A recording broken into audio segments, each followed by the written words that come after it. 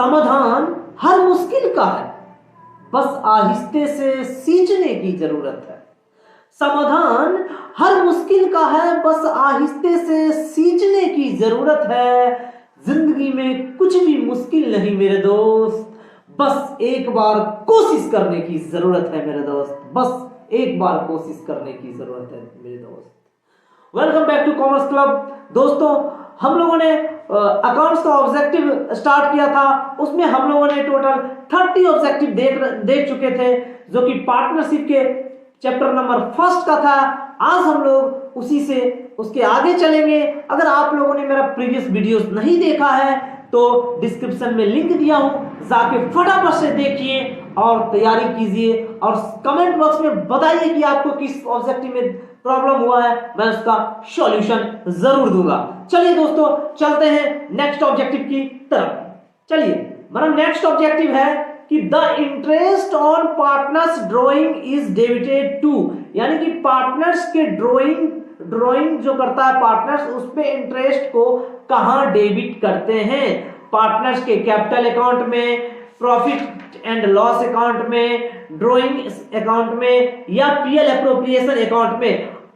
फटाक से आप, अगर आपको आंसर पता है तो आप हमें कमेंट बॉक्स में कमेंट भी कर सकते हैं। तो आपको पता होगा कि अगर हम पार्टनर्स को interest on capital, salary, commission देते थे तो पार्टनर्स के कैपिटल अकाउंट को क्रेडिट करते थे, लेकिन यहाँ इंटरेस्ट ऑन ड्राइंग है तो इसलिए पार्टनर्स के कैपिटल अकाउंट को हम डेबिट करेंगे। तो राइट आंसर मेरा क्या हो गया? राइट आंसर मेरा हो गया A is the right answer. Okay, चलिए नेक्स्ट ऑब्जेक्टिव की तरफ हम लोग बढ़ते हैं। नेक्स्ट ऑब्जेक्टिव मेरा है कि interest on advance given to the firm is, यानी फर्म को अगर इंटरेस्ट ऑन अगर फर्म जो है इंटरेस्ट ऑन एडवांस देता है तो फर्म के लिए क्या है? ये एच नहीं होगा, एन होगा, ये एन होना चाहिए।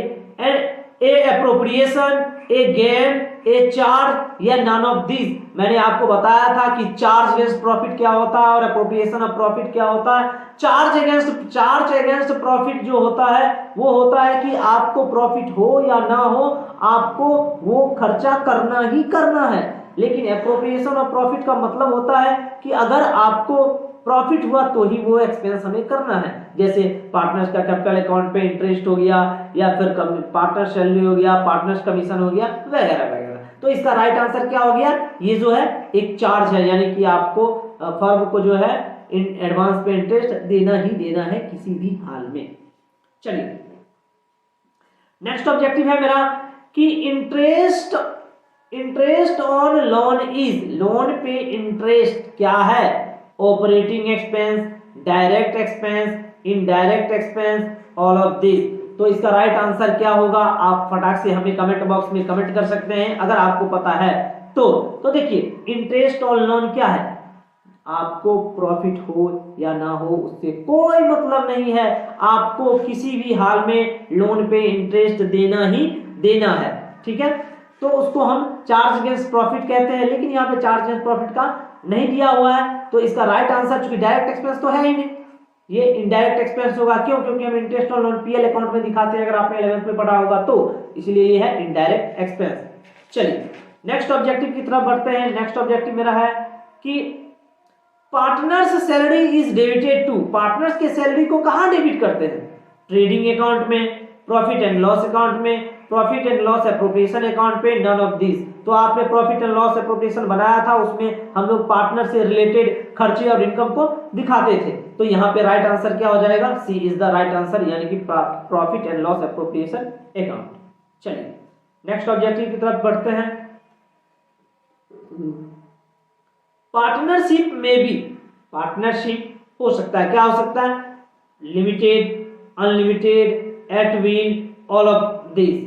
क्या पार्टनरशिप कैसा हो सकता है? लिमिटेड पार्टनरशिप भी हो सकता है, अनलिमिटेड भी हो सकता है, एट विल भी हो सकता है, इच्छा के अनुसार भी, ऑल ऑफ दिस। तो क्या होगा? Right answer is the all of this. आपको मैंने बताया था कि पार्टनर्स का अनलिमिटेड लायबिलिटी होता है, लेकिन एक हमने बताया था आपको एलएलपी, लिमिटेड लायबिलिटी पार्टनरशिप, तो वो भी पार्टनरशिप है लेकिन उसमें लायबिलिटी लिमिटेड होता है। तो यानी ए भी सही हो गया, बी भी सही हो गया। तो आपको पता है इस सिचुएशन में क्या करेंगे? अगर आपको ये नहीं समझ में आ रहा है कि सही है कि गलत है, तो जैसे ही दो आंसर आपका सही हो गया तो ऑटोमेटिक है कि ऑल ऑफ दीज आपको लगाना ही लगाना है। लेकिन एट विल का मतलब क्या हो गया, ऐच्छिक होता है, पार्टनरशिप जो है आप इच्छा के अनुसार कर सकते हैं। चलिए, तो राइट आंसर हो गया D is the right answer. Okay, next objective की तरफ हम लोग बढ़ते हैं। नेक्स्ट ऑब्जेक्टिव मेरा है कि partnership deed is also called, partnership deed को कहा जाता है prospectus, article of association, principle of partnership या आर्टिकल ऑफ पार्टनरशिप। तो इसे आर्टिकल ऑफ पार्टनरशिप भी कहा जाता है। किसको? पार्टनरशिप डीड को। पार्टनरशिप डीड क्या होता है? पार्टनरशिप डीड यानी रिटेन एग्रीमेंट को हम लोग पार्टनरशिप डीड कहते हैं। और एग्रीमेंट जो है दो तरह के होते हैं, ओरल और रिटेन। ओरल भी वैलिड है, रिटेन भी वैलिड है, लेकिन रिटेन एग्रीमेंट को हम लोग क्या कहते हैं? Partnership deed. ये याद रखना होगा, बहुत इंपॉर्टेंट है, समझ गए? इसलिए धीरे से बोल रहा हूँ, याद करिए।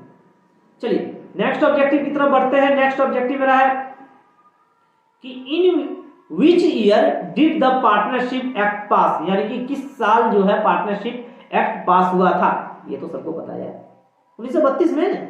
ये तो 25 बार हमने क्लास में बता रखा था कि 1932 में पार्टनरशिप एक्ट 1932। तो इसका राइट आंसर क्या हो गया? 1932।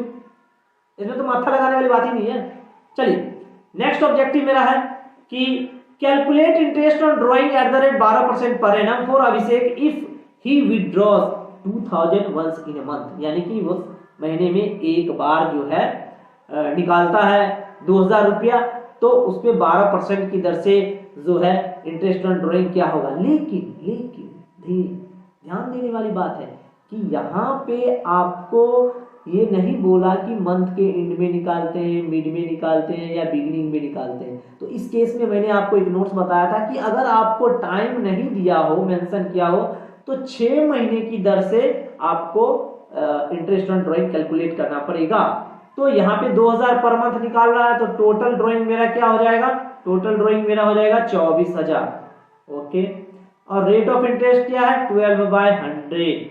और हमने आपको बताया कि अगर टाइम लिमिट टाइम नहीं दिया हुआ है कि बिगिनिंग में निकाल रहे हैं, मिड में निकाल रहे हैं या एंड में निकाल रहे हैं, तो 6 मंथ पे हम एवरेज पीरियड मान लेंगे। ओके, तो ये 12 से ये 12 गया, ये 0 से ये 0 गया, तो 0 6 चौक 24 2 6 12 14, यानी कि 1440 इज द राइट आंसर, जो कि है ए। यानी कि राइट आंसर क्या हो गया इसका? ए। चलिए नेक्स्ट ऑब्जेक्टिव की तरफ बढ़ते हैं। नेक्स्ट ऑब्जेक्टिव मेरा है कि the interest on capital account of partners under fix capital method is to be credited to, यानी कि जब पार्टनर्स का कैपिटल फिक्स होता है तो इस केस में इंटरेस्ट ऑन कैपिटल कहां पे क्रेडिट करते हैं। आपको पता था कि अगर फिक्स कैपिटल पार्टनर्स का होता है तो दो अकाउंट बनाते हैं, एक कैपिटल अकाउंट, एक करंट अकाउंट, एक करंट अकाउंट। और कैपिटल अकाउंट में क्या दिखाते हैं? सिर्फ और सिर्फ कैपिटल का ओपनिंग बैलेंस, कैपिटल इंट्रोड्यूस किए हैं तो कैपिटल निकाले हैं तो, और करंट अकाउंट में उसके बाद सारे के सारे चीज हम करंट अकाउंट में डालते हैं। सारे के सारे चीज कहां में डालते हैं? करंट अकाउंट में। तो यहाँ पे जो है इंटरेस्ट ऑन कैपिटल कहां पे चला जाएगा? करंट अकाउंट में। पार्टनर्स कैपिटल अकाउंट, यानी right answer is the D is the right answer, यानी पार्टनर्स करंट अकाउंट। ओके, चलिए नेक्स्ट ऑब्जेक्टिव आया है।